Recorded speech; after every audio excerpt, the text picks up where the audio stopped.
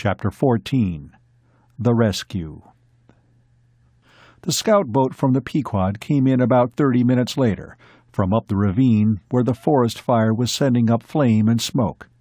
It passed over the boat and the hut beside it, and the crowd of us outside, and I could see Oscar in the machine gunner's seat aiming a portable audio-visual telecast camera. After he got a view of us, cheering and waving our arms, the boat came back and let down. We ran to it, all of us except the man with the broken leg, and a couple who didn't have enough clothes to leave the fire, and as the boat opened, I could hear Oscar saying, "Now I turn you over to Walter Boyd, the Times correspondent with the Javelin castaways." He gave me the camera when he got out, followed by his gunner, and I got a view of them, and of the boat lifting and starting west to guide the ships in. Then I shut it off and said to him, "What's this about Bish Ware? You said he was the one who started the search." "That's right," Oscar said. "About 30 hours after you left port, he picked up some things that made him think the Javelin had been sabotaged. He went to your father, and he contacted me. Mohandas Feinberg and I still had our ships in port, and started calling the Javelin by screen. When he couldn't get response, your father put out a general call to all hunter ships. Nip Spazzoni reported boarding the Javelin, and then went searching the area where he thought you'd been hunting, picked up your locator signal, and found the Javelin on the bottom with her bow blown out, and the boat berth open, and the boat gone. We all figured you'd head south with the boat, and that's where we went to look." "Well, Bish Ware, he was dead drunk the last I heard of him," Joe Kyvelson said. Just an act," Oscar said. "That was to fool the city cops and anybody else who needed fooling. It worked so well that he was able to crash a party Steve Ravik was throwing at Hunter's Hall after the meeting. That was where he picked up some hints that Ravik had a spy in the Javelin crew. He spent the next 20 or so hours following that up and heard about your man Divas straining his back. He found out what Divas did on the Javelin, and that gave him the idea that whatever the sabotage was, it would be something to the engines. What did happen, by the way?" A couple of us told him, interrupting one another. He nodded. "That was what Nip Spazzoni thought when he looked at the ship. Well, after that, he talked to your father and to me, and then your father began calling, and we heard from Nip." You could see that it absolutely hurt Joe Kyvelson to have to owe his life to Bish Ware. "Well, it's lucky anybody listened to him," he grudged. "I wouldn't have." "No, I guess maybe you wouldn't," Oscar told him, not very cordially. "I think he did a mighty sharp piece of detective work myself." I nodded, and then, all of a sudden, another idea, under Bish Ware reformation of, hit me. Detective work. That was it. We could use a good private detective agency in Port Sandor. Maybe I could talk him into opening one. He could make a go of it. He had all kinds of contacts, he was handy with a gun, and if he recruited a couple of tough but honest citizens who were also handy with guns and built up a protective and investigative organization, it would fill a long-felt need and at the same time give him something beside Balder honey rum to take his mind off whatever he was drinking to keep from thinking about. If he only stayed sober half the time, that would be a 50% success. Ramon Llewellyn was wanting to know whether anybody done anything about Al Divas. "We didn't have time to bother with any Al Divases," Oscar said. "As soon as Bish figured out what had happened aboard the Javelin, we knew you'd need help, and need it fast. He's keeping an eye on Al for us till we get back." "That's if he doesn't get any drunker and forget," Joe said. Everybody, even Tom, looked at him in angry reproach. "We better find out what he drinks and buy you a jug of it, Joe," Oscar's gunner told him. The Helldiver, which had been closest to us when our signal had been picked up, was the first ship in. She let down into the ravine, after some maneuvering around, and Mohandas Feinberg and half a dozen of his crew got off with an improvised stretcher on a lifter, and a lot of blankets. We got our broken leg case aboard, and Abdullah Monahan, and the man with the broken wrist. There were more ships coming, so the rest of us waited. Joe Kyvelson should have gone on the Helldiver to have his broken arm looked at, but a captain's always the last man off, so he stayed. Oscar said he'd take Tom and Joe and Glenn Morrell and me on the Pequod. I was glad of that. Oscar and his mate and his navigator are all bachelors, and they use the Pequod to throw parties on when they're not hunting, so it is more comfortably fitted than the usual hunter ship. Joe decided not to try to take anything away from the boat. He was going to do something about raising the Javelin, and the salvage ship could stop here and pick everything up. "Well, one thing," Oscar told him. "Bring that machine gun, and what small arms you have. I think things are going to get sort of rough in Port Sandor in the next 20 or so hours." I was beginning to think so myself. The men who had gotten off the Helldiver, and the ones who got off Corkscrew Finnegan's Dirty Gertie and Nip Spazzoni's Bulldog, were all talking about what was going to have to be done about Steve Ravik. Bombing Javelin would have been a good move for Ravik if it had worked. It hadn't, though, and now it was likely to be the thing that would finish him for good. It wasn't going to be any picnic either. He had his gang of hoodlums, and he could count on Morton Hallstock's 20 or 30 city police. They'd put up a fight, and a hard one. And they were all together, and the hunter fleet was coming in one ship at a time. I wondered if the Ravik-Hallstock gang would try to stop them at the waterfront, or concentrate at Hunter's Hall, or the municipal building to stand siege. I knew one thing, though. However things turned out, there was going to be an awful lot of shooting in Port Sandor before it was over.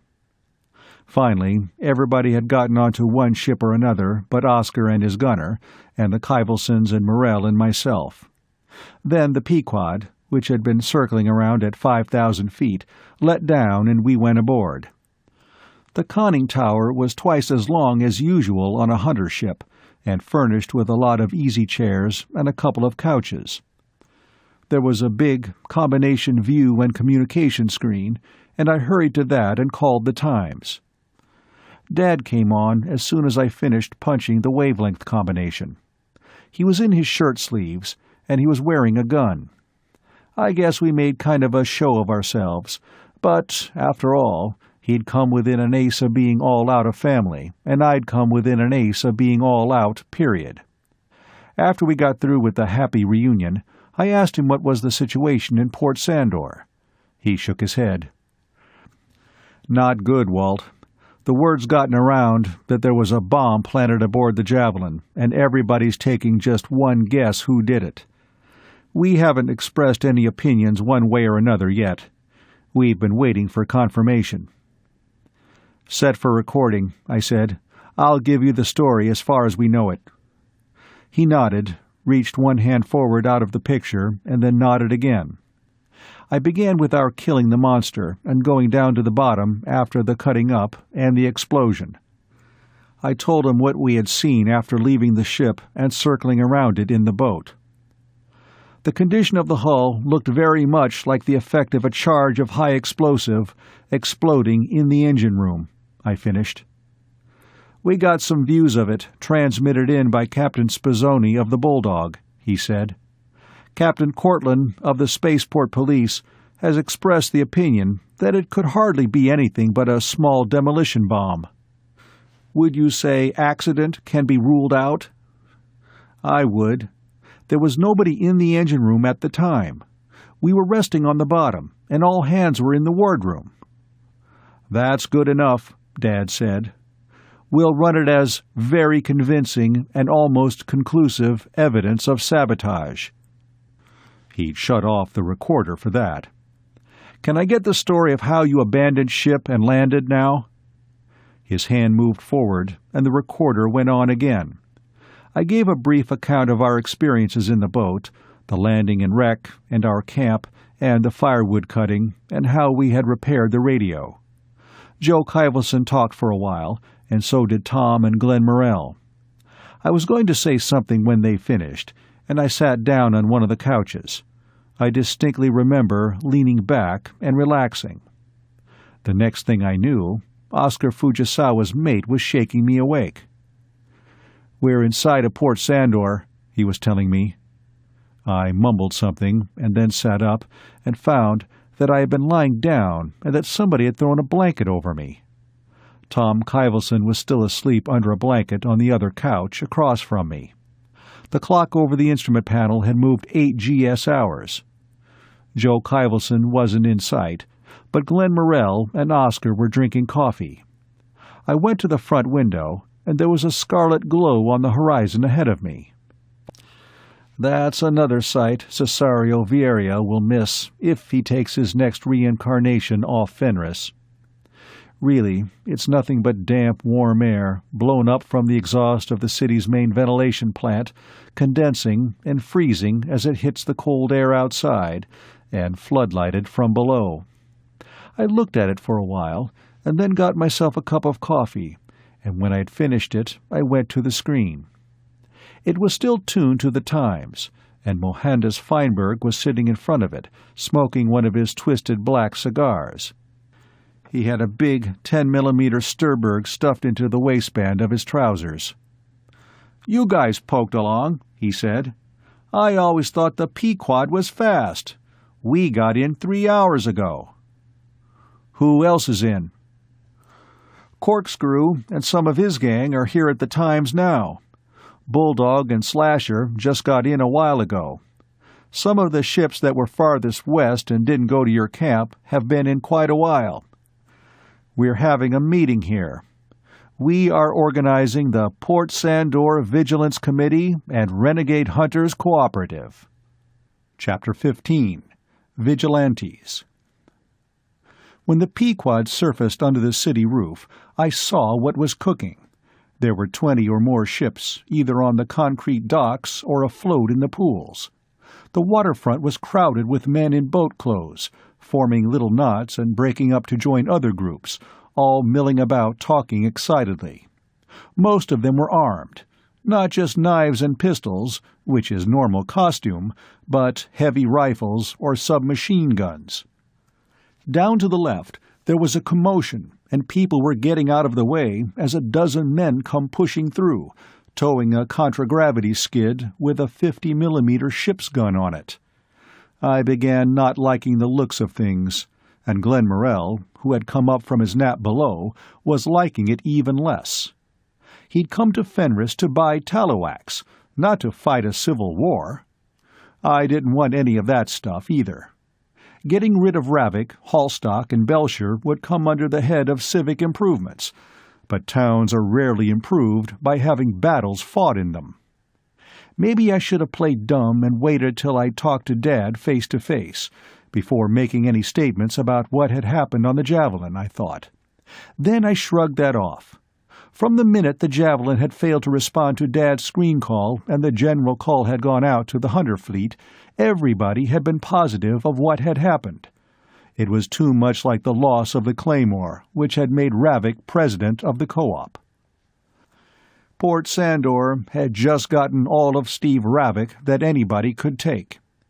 They weren't going to have any more of him, and that was all there was to it.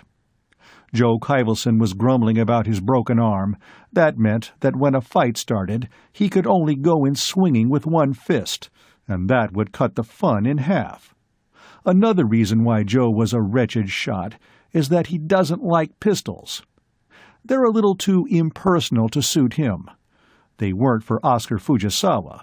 He had gotten a Mars Consolidated Police special out of the chart table drawer and put it on, and he was loading cartridges into a couple of spare clips. Down on the main deck, the gunner was serving out small arms, and there was an acrimonious argument because everybody wanted a chopper, and there weren't enough choppers to go around. Oscar went over to the ladderhead and shouted down at them. "Knock off that argument down there. You people are all going to stay on the ship. I'm going up to the Times. As soon as I'm off, Float her out into the inner channel and keep her afloat, and don't let anybody aboard you're not sure of." "That where we're going?" Joe Kyvelson asked. "Sure. That's the safest place in town for Mr. Morrell, and I want to find out exactly what's going on here." "Well, here, you don't need to put me in storage," Morrell protested. "I can take care of myself." Add famous last words, I thought. "I'm sure of it, but we can't take any chances," Oscar told him. "Right now, you are Fenris's indispensable man. If you're not around to buy Talawax, Ravik's won the war." Oscar and Morrell and Joe and Tom Kyvelson and I went down into the boat. Somebody opened the port, and we floated out and lifted onto the second level down.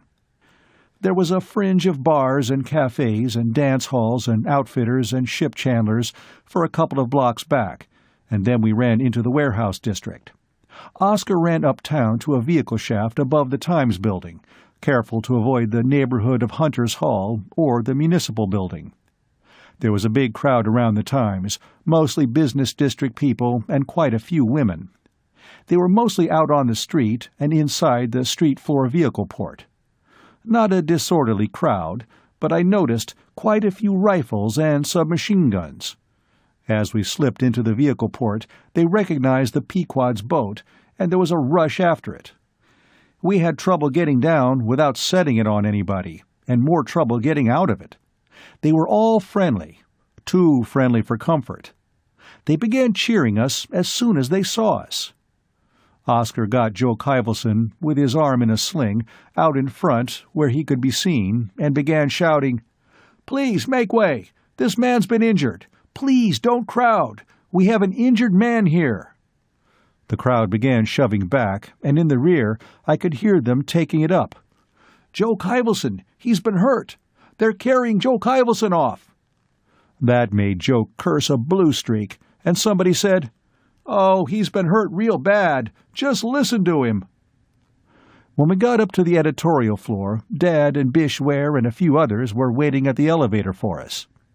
Bish was dressed as he always was, in his conservative black suit, with the organic opal glowing in his neckcloth. Dad had put a coat on over his gun. Julio was wearing 2 pistols and a knife a foot long. There was a big crowd in the editorial office. Ship's officers, merchants, professional people. I noticed Sigurd Ngazori, the banker, and Professor Hartzenbosch. He was wearing a pistol too, rather self-consciously, and the Zen Buddhist priest, who evidently had something under his kimono. They all greeted us enthusiastically and shook hands with us. I noticed that Joe Kyvelson was something less than comfortable about shaking hands with Bish Ware. The fact that Bish had started the search for the javelin that had saved our lives didn't alter the opinion Joe had formed long ago that Bish was just a worthless old souse. Joe's opinions are all collapsium-plated and impervious to outside influence. I got Bish off to one side as we were going into the editorial room. "How did you get onto it?" I asked. He chuckled deprecatingly. "No trick at all," he said. "I just circulated and bought drinks for people. The trouble with Ravik's gang, it's an army of mercenaries. They'll do anything for the price of a drink. As long as my rich uncle stays solvent, I always have the price of a drink. In the 5 years I've spent in this garden spot of the galaxy, I've learned some pretty surprising things about Steve Ravik's operations." Well, surely nobody was going around places like Martian Joe's or One-Eye Swanson's boasting that they put a time bomb aboard the Javelin, I said. "It came pretty nearly that," Bish said. "You'd be amazed at how careless people who've had their own way for a long time can get. For instance, I've known for some time that Ravik has spies among the crews of a lot of hunter ships. I tried a few times to warn some of these captains, but except for Oscar Fujisawa and Corkscrew Finnegan, none of them would listen to me. It wasn't that they had any doubt that Ravik would do that. They just wouldn't believe that any of their crew were traitors. I've suspected this Divas for a long time, and I've spoken to Ramon Llewellyn about him, but he just let it go in one ear and out the other.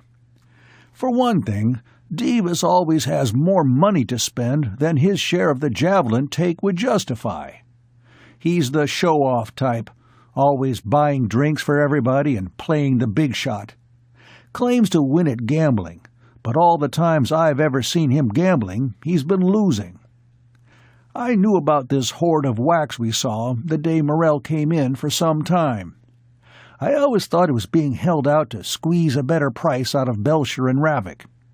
Then, this friend of mine, with whom I was talking aboard the Peeneminda, mentioned that Morrell seemed to know more about the tallow wax business than about literary matters, and after what happened at the meeting and afterward, I began putting two and two together.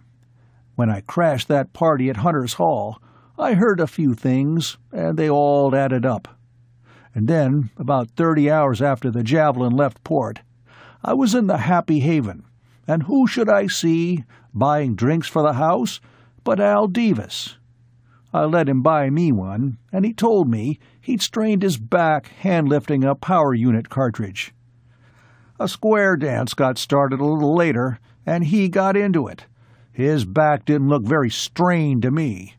And then I learned a couple of characters in One-Eye Swanson's betting that the Javelin would never make port again. I knew what had happened from then on. If it hadn't been for Bish Ware, we'd still be squatting around a fire down on the coast of Herman Rauch's land, till it got too cold to cut wood, and then we'd freeze. I mentioned that, but Bish just shrugged it off and suggested we go on in and see what was happening inside. "Where is Al Davis?" I asked. "A lot of people want to talk to him." "I know they do. I want to get to him first, while he's still in condition to do some talking of his own. But he just dropped out of sight, about the time your father started calling the Javelin." I drew a finger across my chin and mentioned the class of people who tell no tales. Bish shook his head slowly. "I doubt it," he said. "Not unless it was absolutely necessary. That sort of thing would have a discouraging effect the next time Ravik wanted a special job done. I'm pretty sure he isn't at Hunter's Hall, but he's hiding somewhere." Joe Kyvelson had finished telling what had happened aboard the Javelin when we joined the main crowd, and everybody was talking about what ought to be done with Steve Ravik. Oddly enough, the most bloodthirsty were the banker and the professor. Well, maybe it wasn't so odd. They were smart enough to know what Steve Ravik was really doing to Port Sandor, and it hurt them as much as it did the hunters. Dad and Bish seemed to be the only ones present who weren't in favor of going down to Hunter's Hall right away and massacring everybody in it, and then doing the same at the municipal building. "That's what I say," Joe Kyvelson was shouting. "Let's go clean out both rats' nests. Why, there must be 1,000 Huntership men at the waterfront, and look how many people in town who want to help.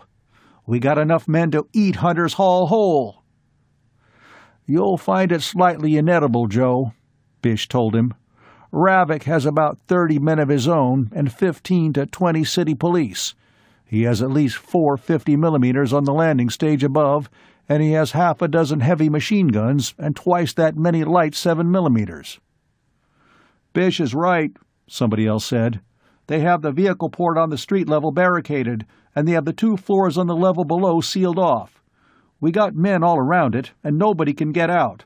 But if we try to blast our way in, it's going to cost us like Niflheim." "You mean you're just going to sit here and talk about it and not do anything?" Joe demanded. "We're going to do something, Joe," Dad told him. "But we've got to talk about what we're going to do and how we're going to do it, or it'll be us who'll get wiped out." "Well, we'll have to decide on what it'll be pretty quick," Mohandas Gandhi Feinberg said. "What are things like at the municipal building?" Oscar Fujisawa asked. "You say Ravik has 15 to 20 city cops at Hunter's Hall. Where are the rest of them? That would only be 5 to 10. "At the municipal building," Bish said. "Hallstock's holed up there, trying to pretend that nothing out of the ordinary is happening." "Good. Let's go to the municipal building first," Oscar said. "Take a couple of 100 men, make a lot of noise, shoot out a few windows, and all yell, 'Hang Mort Hallstock,' loud enough, and he'll recall the cops he has at Hunter's Hall to save his own neck. Then the rest of us can make a quick rush and take Hunter's Hall." "We'll have to keep our main force around Hunter's Hall while we're demonstrating at the municipal building," Corkscrew Finnegan said. "We can't take a chance on Ravix getting away." "I couldn't care less whether he gets away or not," Oscar said. "I don't want Steve Ravix's blood. I just want him out of the cooperative, and if he runs out from it now, he'll never get back in."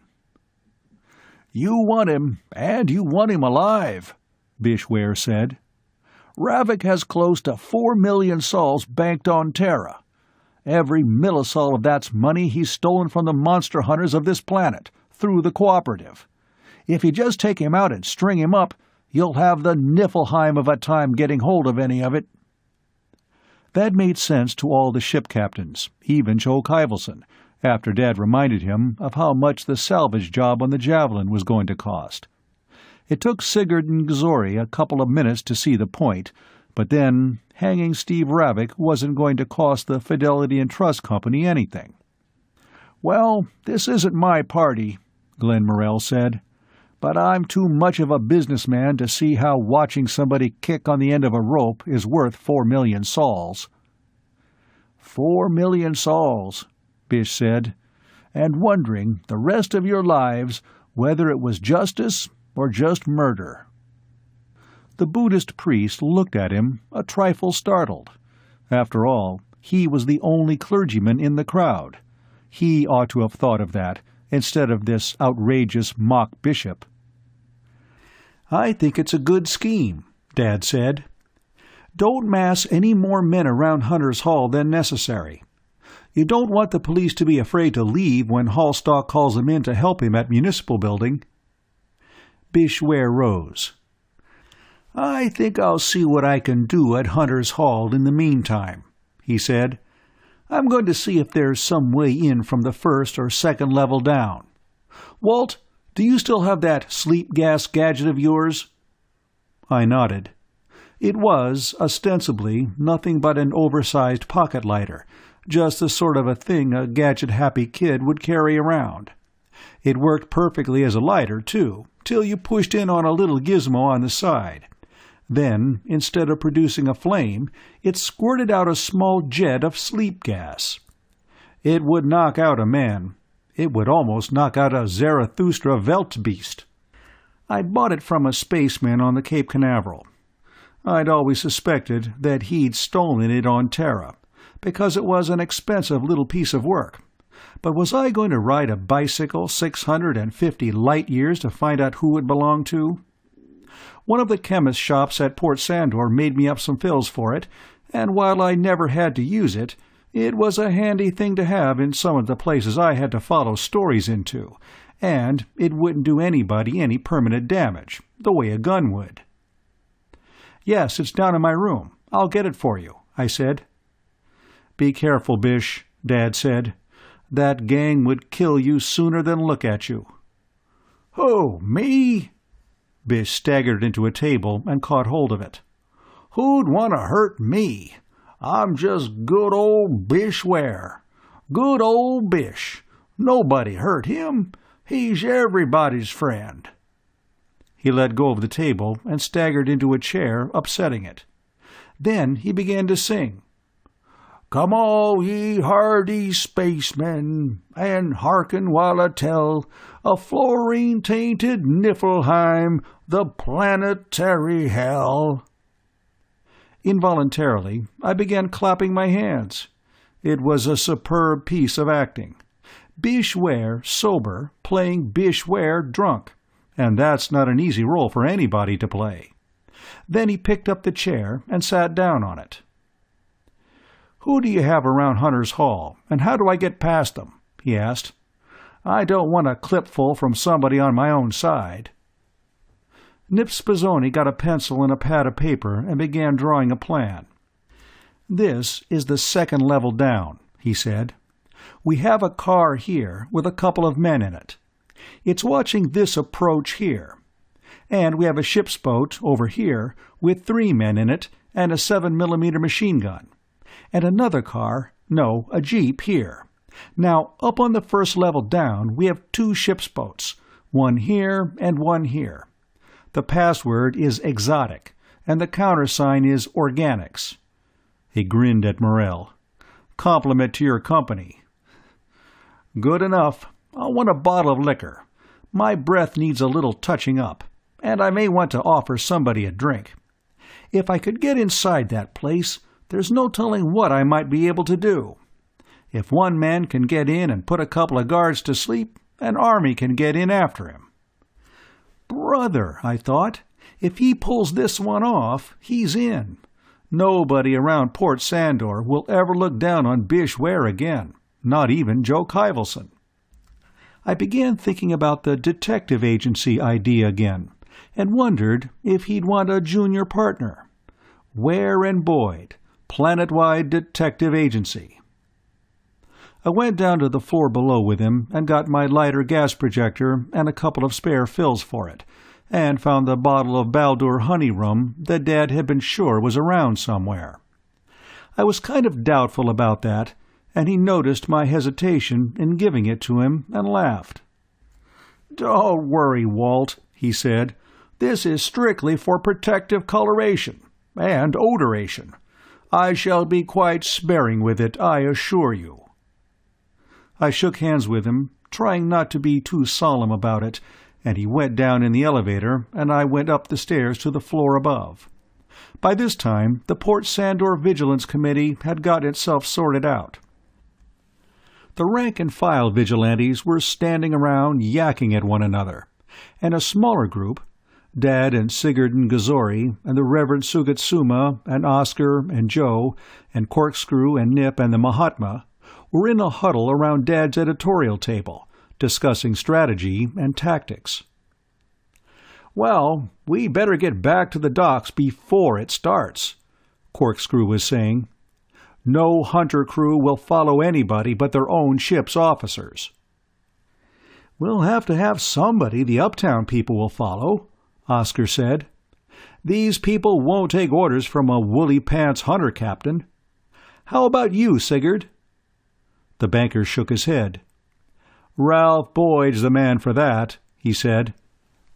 "Ralph's needed right here. This is GHQ," Oscar said. "This is a job that's going to have to be run from one central command.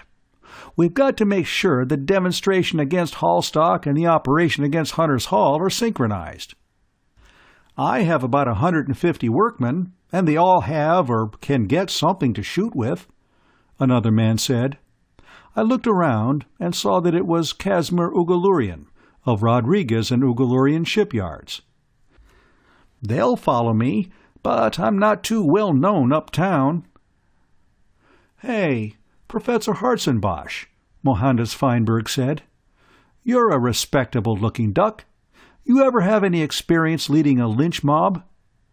Everybody laughed. So, to his credit, did the professor. "I've had a lot of experience with children," the professor said. "Children are all savages. So are lynch mobs. Things that are equal to the same thing are equal to one another. Yes, I'd say so." "All right," Dad said. "Say I'm chief of staff or something. Oscar, you and Joe and Corkscrew and the rest of you decide who's going to take overall command of the hunters. Casimir, you'll command your workmen, and anybody else from the shipyards and engine works and repair shops and so on. Sigurd, you and the Reverend here and Professor Hartzenbosch gather up all the uptown people you can. Now, we'll have to decide on how much force we need to scare Mort Hallstock, and how we're going to place the main force that will attack Hunter's Hall." "I think we ought to wait till we see what Bish Ware can do," Oscar said.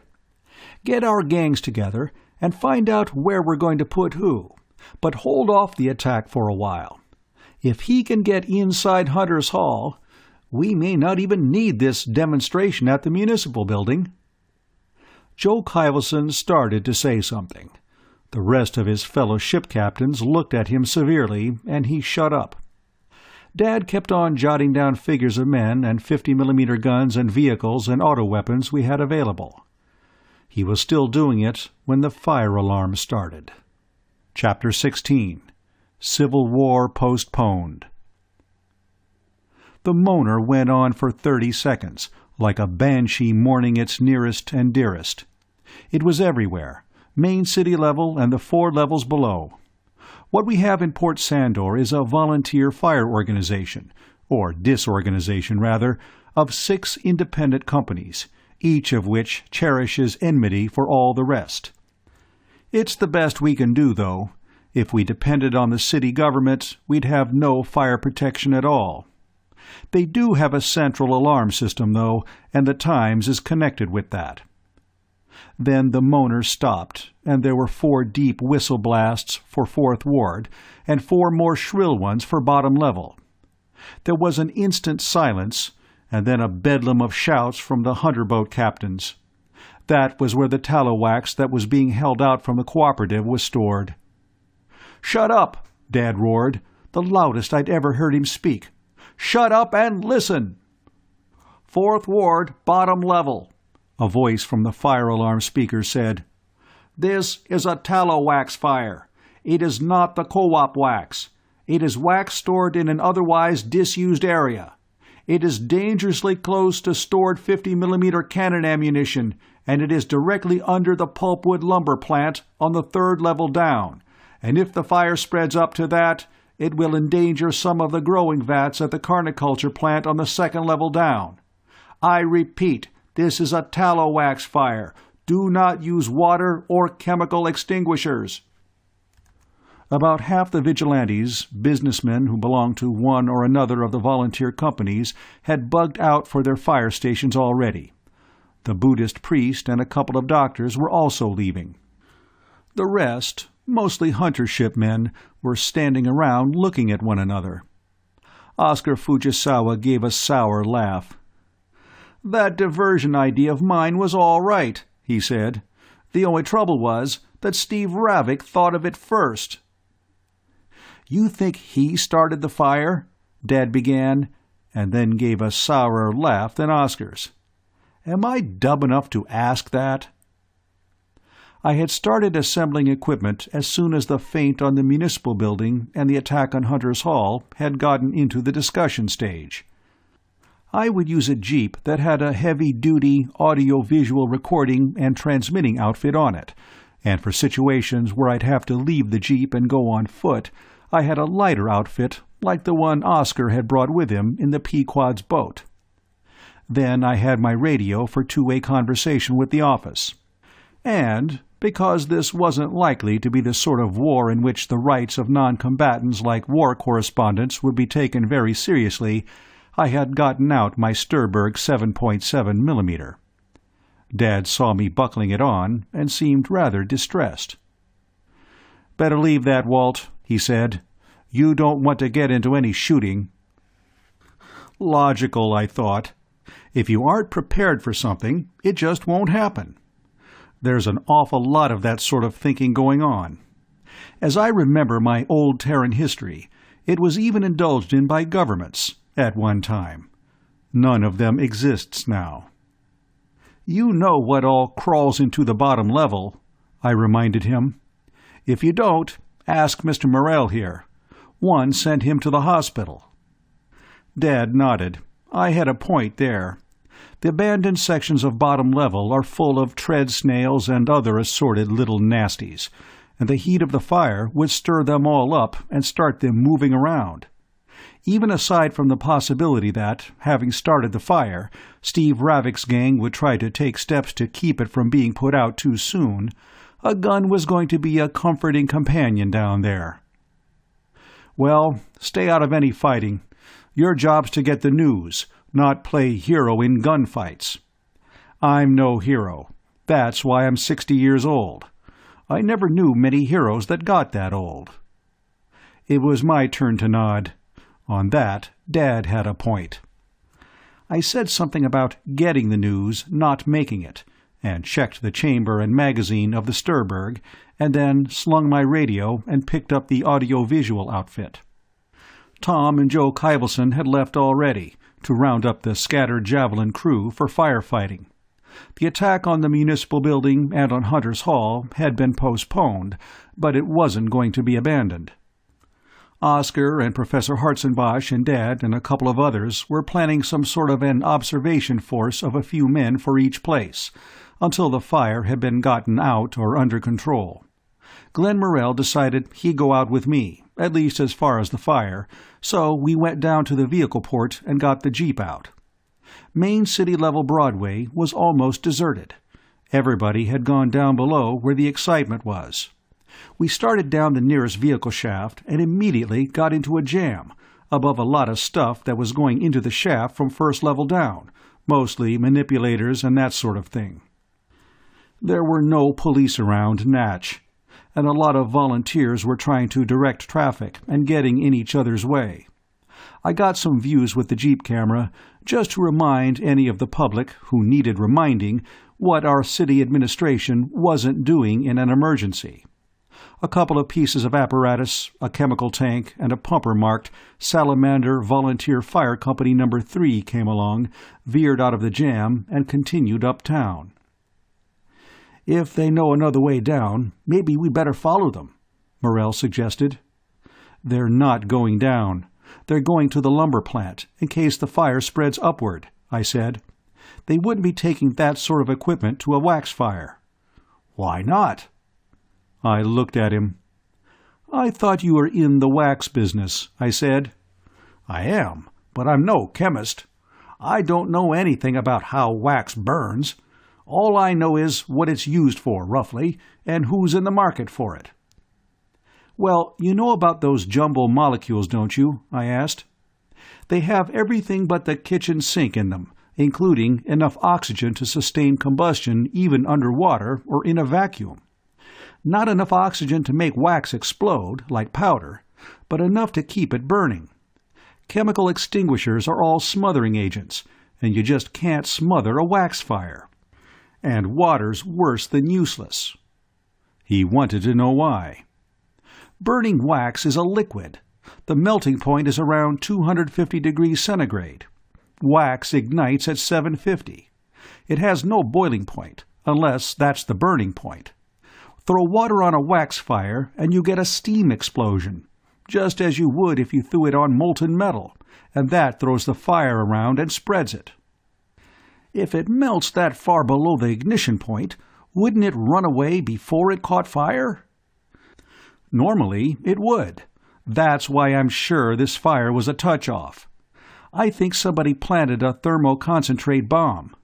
A thermoconcentrate flame is around 850 centigrade. The wax would start melting and burning almost instantaneously. In any case, the fire will be at the bottom of the stacks. If it started there, melted wax would run down from above and keep the fire going, and if it started at the top, burning wax would run down and ignite what's below." "Well, how in blazes do you put a wax fire out?" he wanted to know. "You don't. You just pull away all the wax that hasn't caught fire yet, and then try to scatter the fire and let it burn itself out. Here's our chance." All this conversation we had been screaming into each other's ears, in the midst of a pandemonium of yelling, cursing, siren howling, and bell clanging. Just then I saw a hole in the vertical traffic jam and edged the Jeep into it, at the same time remembering that the Jeep carried, and I was entitled to use, a fire siren. I added its house to the general uproar and dropped down one level. Here a string of big manipulators were trying to get in from below, sprouting claw hooks and grapples and pusher arms in all directions. I made my siren imitate a tail-tramped tomcat a couple of times and got in among them. Bottom-level Broadway was a frightful mess, and I realized that we had come down right between two units of the city power plant, big mass energy converters. The street was narrower than above and ran for 1,000 yards between the ceiling-high walls, and everything was bottlenecked together. I took the jeep up till we were almost scraping the ceiling, and Morell, who had seen how the audio-visual was used, took over with it while I concentrated on inching forward. The noise was even worse down here than it had been above. We didn't attempt to talk. Finally, by impudence and plain foolhardiness, I got the jeep forward a few 100 yards, and found myself looking down on a big derrick with a 50-foot steel boom tipped with a 4-clawed grapple, shielded in front with sheet steel like a gun shield. It was painted with the emblem of the Hunters' Cooperative, but the 3 men on it looked like shipyard workers. I didn't get that at all. The thing had been built to handle burning wax, and was one of the 3 kept on the second level down under Hunter's Hall. I wondered if Bish Ware had found a way for a gang to get in at the bottom of Hunter's Hall.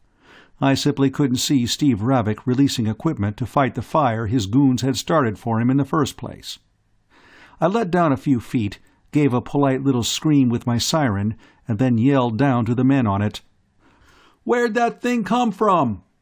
"Hunter's Hall. Steve Ravik sent it.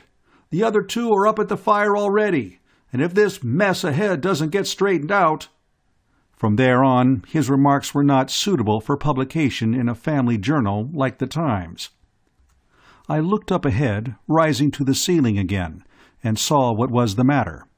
It was one of the dredgers from the waterfront, really a submarine scoop shovel, that they used to keep the pools and the inner channel from sanding up. I wasn't surprised it was jammed. I couldn't see how they'd gotten this far uptown with it. I got a few shots of that, and then unhooked the handphone of my radio. Julio Kubanoff answered. "You getting everything I'm sending in?" I asked. "Yes. What's that 2M dash thing up ahead? One of the harbor dredgers?" "That's right. Hey, look at this once." I turned the audio-visual down on the claw derrick. "The men on it look like Rodriguez and O'Gurlian's people, but they say Steve Ravik sent it. What do you know about it?" "Hey, Ralph, what's this Waltz picked up about Ravik sending equipment to fight the fire?" he yelled. Dad came over and nodded. "It wasn't Ravik. It was Mort Hallstock. He commandeered the co-op equipment and set it up," he said. "He called me and wanted to know whom to send for it that Ravik's gang wouldn't start shooting at right away. Casimir O'Gurlian sent some of his men." Up front, something seemed to have given away. The dredger went lurching forward, and everything moved off after it. "I get it," I said. "Hallstock's getting ready to dump Ravik out the airlock. He sees now that Ravik's a dead turkey. He doesn't want to go into the oven along with him." "Walt, can't you ever give anybody credit with trying to do something decent once in a while?" Dad asked. "Sure I can. Decent people. There are a lot of them around, but Mort Hallstock isn't one of them. There was an old Terran politician named Al Smith once. He had a little saying he used in that kind of case. Let's look at the record." "Well, Mort's record isn't very impressive, I'll give you that," Dad admitted. "I understand Mort's up at the fire now. Don't spit in his eye if you run into him." "I won't," I promised. "I'm kind of particular where I spit." Things must be looking pretty rough around the municipal building, I thought. Maybe Mort's afraid the people will start running Fenris again after this. He might even be afraid there'd be an election. By this time, I'd gotten the jeep around the dredger. We'd come to the end of the nuclear power plant buildings and cut off into the open country. That is to say, nothing but pillar buildings 200 yards apart and piles of bagged mineral nutrients for the hydroponic farms. We could see a blaze of electric lights ahead where the fire must be, and after a while we began to run into lorries and lifter skids hauling ammunition away from the area. Then I could see a big mushroom of greasy black smoke spreading out close to the ceiling. The electric lights were brighter ahead, and there was a confused roar of voices of sirens and machines. And there was a stink. There are a lot of stinks around Port Sandor, though the ventilation system carries most of them off before they can spread out of their own areas. the plant that reproduces sewage to get organic nutrients for the hydroponic farms, and the plant that digests hydroponic vegetation to make nutrients for the carniculture vats. The carniculture vats themselves aren't any flower gardens, and the pulp plant where our synthetic lumber is made. But the worst stink there is on Fenris is a tallow wax fire. Fortunately, they don't happen often. Chapter 17. Tallow Wax Fire. Now that we were out of the traffic jam, I could poke along and use the camera myself. The wax was stacked in piles 20 feet high, which gave 30 feet of clear space above them. But the section where they had been piled was badly cut up by walls, and full of small extra columns to support the weight of the pulp plant above and the carniculture vats on the level over that. However, the piles themselves weren't separated by any walls, and the fire could spread to the whole stock of wax. There were more men and vehicles on the job than room for them to work. I passed over the heads of the crowd around the edges and got onto a comparatively unobstructed side where I could watch and get views of the firefighters pulling down the big skins of wax and loading them onto contragravity skids to be hauled away. It still wasn't too hot to work unshielded, and they weren't anywhere near the burning stacks, but the fire seemed to be spreading rapidly. The dredger and the 3 shielded derricks hadn't gotten into action yet. I circled around clockwise, dodging over, under, and around the skids and lorries hauling wax out of danger. They were taking them into the section through which I had brought the jeep a few minutes before, and just dumping them on top of the piles of mineral nutrients. The operation seemed to be directed from an improvised headquarters in the area that had been cleared of ammunition. There were a couple of view screens and a radio, operated by women. I saw one of the teachers I'd gone to school to a few years ago, and Joe Kivelson's wife, and Oscar Fujisawa's current girlfriend, and Sigurd Ngazori's secretary, and farther off there was an equally improvised coffee and sandwich stand. I grounded the jeep, and Morrell and I got out and went over to the headquarters. Joe Kivelson seemed to be in charge. I have, I believe, indicated here and there that Joe isn't one of our mightier intellects.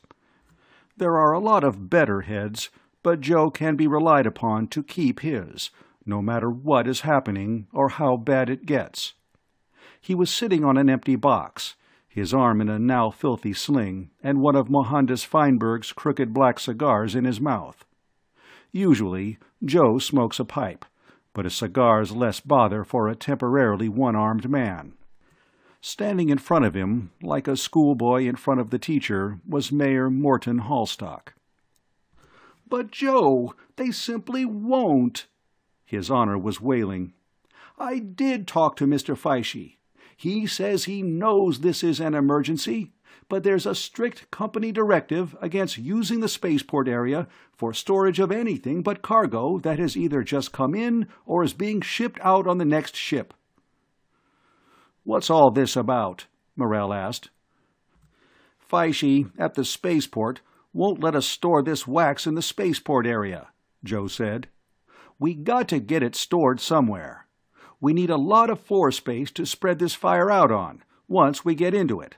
We have to knock the burning wax cylinders apart and get them separated enough so that burning wax won't run from one to another." "Well, why can't we store it in the spaceport area?" Morrell wanted to know. "It's going out on the next ship. I'm consigning it to Exotic Organics in Buenos Aires."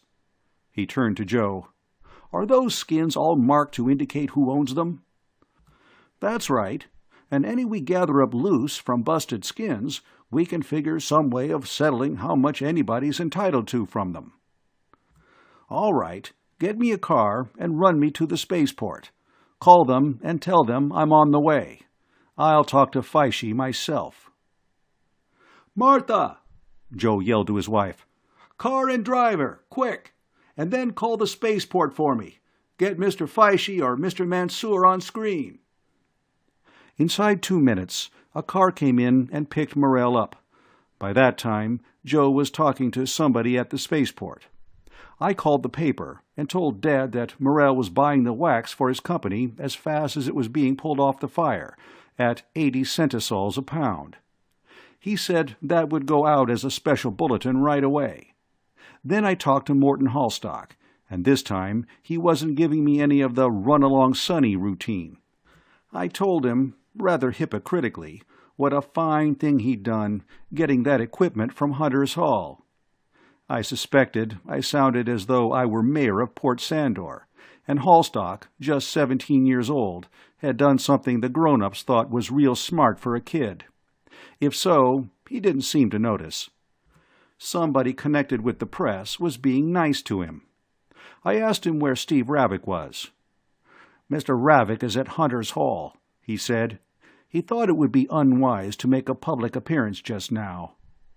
Oh, brother, what an understatement. There seems to be a lot of public feeling against him, due to some misconception that he was responsible for what happened to Captain Kivelson's ship. Of course, that is absolutely false. Mr. Ravik had absolutely nothing to do with that. He wasn't anywhere near the Javelin. "Where's Al Davis?" I asked. "Who? I don't believe I know him." After Hallstock got into his big black air limousine and took off, Joe Kivelson gave a short laugh. "I could have told him where Al Davis is," he said. "No, I couldn't either," he corrected himself. "That's a religious question, and I don't discuss religion." I shut off my radio in a hurry. "Who got him?" I asked. Joe named a couple of men from one of the Hunter ships. "Here's what happened. There were 6 men on guard here. They had a jeep with a 7mm machine gun. About an hour ago, a lorry pulled in with 2 men in boat clothes on it. They said that Pierre Caroli's Corinne had just come in with a hold full of wax, and they were bringing it up from the docks, and where should they put it? Well, the men on guard believed that. Pierre had gone off into the Twilight Zone after the Helldiver contacted us, and he could have gotten a monster in the meantime. Well, they told these fellows that there was more room over on the other side of the stacks, and the lorry went up above the stacks and started across. And when they were about the middle, one of the men in it threw out a thermoconcentrate bomb. The lorry took off right away. The only thing was that there were 2 men in the jeep, and one of them was at the machine gun. They lifted to follow the lorry over and show them where to put this wax, and as soon as the bomb went off, the man at the gun grabbed it and caught the lorry in his sights and let go. This fellow hadn't been covering for cutting up work for years for nothing. He got one burst right in the control cabin, and the lorry slammed into the next column foundation. After they called in an alarm on the fire the bomb had started, a couple of them went to see who'd been in the lorry. The 2 men in it were both dead, and one of them was Al Davis. "Pity," I said. "I'd been looking forward to putting a recording of his confession on the air. Where is this lorry now?" Joe pointed toward the burning wax piles. "Almost directly on the other side. We have a couple of men guarding it. The bodies are still in it. We don't want any tampering with it till it can be properly examined. We want to have the facts straight, in case Hallstock tries to make trouble for the men who did the shooting." I didn't know how he could. Under any kind of Federation law at all, a man killed committing a felony, and bombing and arson ought to qualify for that, is simply bought and paid for. His blood is on nobody's head but his own. Of course, a small matter like legality was always the least of Mort Hallstock's worries. "I'll go get some shots of it," I said, and then I snapped on my radio and called the story in. Dad had already gotten it, from Fire Alarm Center, but he hadn't heard that Davis was one of the deceased arsonists. Like me, he was very sorry to hear about it. Davis, as Davis, was no loss, but alive and talking, he'd have helped us pin both the wax fire and the bombing of the Javelin on Steve Ravik. Then I went back and got in the jeep. They were beginning to get in closer to the middle of the stacks where the fire had been started. There was no chance of getting over the top of it, and on the right there were at least 500 men and 100 vehicles, all working like crazy to pull out unburned wax. Big manipulators were coming up and grabbing as many of the half-ton sausages as they could, and lurching away to dump them onto skids or into lorries, or just drop them on top of the bags of nutrients stacked beyond. Jeeps and cars would dart in, throw grapnels on the end of lines, and then pull away all the wax they could and return to throw their grapnels again. As fast as they pulled the big skins down, men with hand lifters, like the ones we had used at our camp to handle firewood, would pick them up and float them away. That seemed to be where the major effort was being made at present, and I could see lifter skids coming in with big blower fans on them. I knew what the strategy was now. They were going to pull the wax away to where it was burning on one side, and then set up the blowers and blow the heat and smoke away on that side. That way, on the other side, more men could work closer to the fire, and in the long run, they'd save more wax. I started around the wax piles to the left, clockwise, to avoid the activity on the other side, and before long I realized that I have done better not to have. There was a long wall, ceiling high, that stretched off uptown in the direction of the spaceport, part of the support for the weight of the pulpwood plant on the level above, and piled against it was a lot of junk machinery of different kinds that had been hauled in here and dumped long ago and then forgotten. The wax was piled almost against this, and the heat and smoke forced me down. I looked at the junk pile and decided that I could get through it on foot. I had been keeping up a running narration into my radio, and I commented on all this salvageable metal lying in here forgotten, with our perennial metal shortages.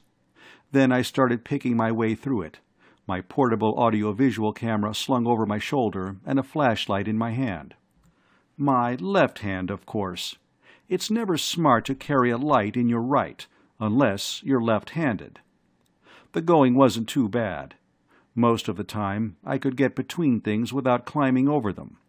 I was going between a broken-down press from the lumber plant and a leaky 500-gallon pressure cooker from the carniculture nutrient plant when I heard something moving behind me, and I was suddenly very glad that I hadn't let myself be talked into leaving my pistol behind. It was a thing the size of a 10-gallon keg, with a thick tail and flippers on which it crawled, and 6 tentacles like small elephants' trunks around a circular mouth filled with jagged teeth halfway down the throat. There are a dozen or so names for it, but mostly it is called a meat grinder. The things are always hungry and trying to eat anything that moves. The mere fact that I would be as poisonous to it as any of the local flora or fauna would be to me made no difference. This meat grinder was no biochemist. It was coming straight for me, all its tentacles writhing. I had had my Sturberg out as soon as I'd heard the noise.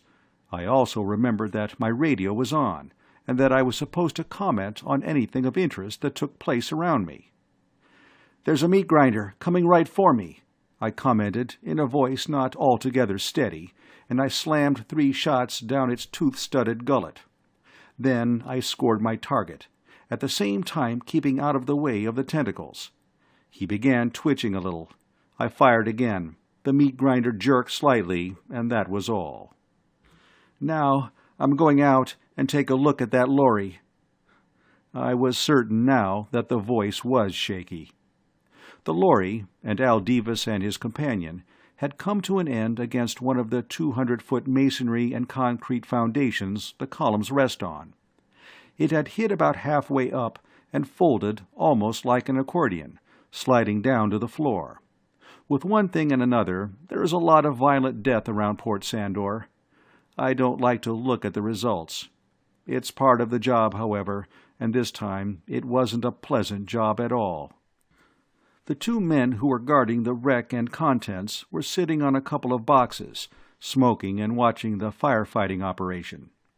I took the partly empty clip out of my pistol and put in a full one on the way back, and kept my flashlight moving its circle of light ahead and on both sides of me. That was foolish, or at least unnecessary. If there'd been one meat grinder in that junk pile, it was a safe bet there wasn't anything else. Meat grinders aren't popular neighbors, even for tread snails. As I approached the carcass of the grinder I had shot, I found a 10-foot length of steel rod and poked it a few times. When it didn't even twitch, I felt safe in walking past it.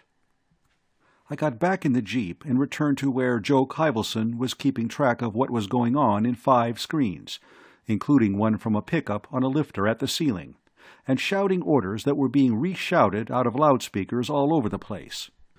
The Odin dock and shipyard equipment had begun coming out. Lorries picking up the wax that had been dumped back from the fire, and wax that was being pulled off the piles, and material handling equipment. They had a lot of small forklifters that were helping close to the fire. A lot of the wax was getting so soft that it was hard to handle, and quite a few of the plastic skins had begun to split from the heat. Here and there I saw that outside piles had begun to burn at the bottom, from burning wax that had run out underneath. I had moved around to the right, and was getting views of the big claw derricks at work, picking the big sausages off the tops of piles. And while I was swinging the camera back and forth, I was trying to figure just how much wax there had been to start with, and how much was being saved. Each of those plastic-covered cylinders was 1,000 pounds. One of the claw derricks was picking up 2 or 3 of them at a grab. I was still figuring when shouts of alarm on my right drew my head around. There was an uprush of flame, and somebody began screaming, and I could see an ambulance moving toward the center of excitement, and firemen in asbestos suits converging on a run. One of the piles must have collapsed, and somebody must have been splashed. I gave an involuntary shudder. Burning wax was hotter than melted lead, and it stuck to anything it touched, worse than napalm. I saw a man being dragged out of further danger, his clothes on fire, and asbestos-suited firemen crowding around to tear the burning garments from him. Before I could get to where it had happened, though, they had him in the ambulance and were taking him away. I hoped they'd get him to the hospital before he died. Then more shouting started around at the right as a couple more piles began collapsing. I was able to get all of that, the wax sausages sliding forward, the men who had been working on foot running out of danger, the flames shooting up, and the gush of liquid fire from below. All 3 derricks moved in at once and began grabbing wax cylinders away on either side of it. Then I saw Guido Feischi, the Odin Dock and Shipyard superintendent, and caught him in my camera, moving the Jeep toward him. "Mr. Feischi," I called, "give me a few seconds and say something." He saw me and grinned. "I just came out to see how much more could be saved," he said. "We have close to 1,000 tons on the shipping floor, or out of danger here and on the way in, and it looks as though you'll be able to save that much more. That'll be 1.5 million souls we can be sure of, and a possible 3 million at the new price. And I want to take this occasion, on behalf of my company and of Terra Odin Space Lines, to welcome a new freight shipper." "Well, that's wonderful news for everybody on Fenris," I said, and added mentally, with a few exceptions. Then I asked if he'd heard who had gotten splashed. "No, I know it happened. I passed the ambulance on the way out. I certainly hope they get to work on him in time." Then more wax started sliding off the piles, and more fire came running out at the bottom. Joe Kyvelson's voice, out of the loudspeakers all around, was yelling, "Everybody, away from the front! Get the blowers in! Start in on the other side!"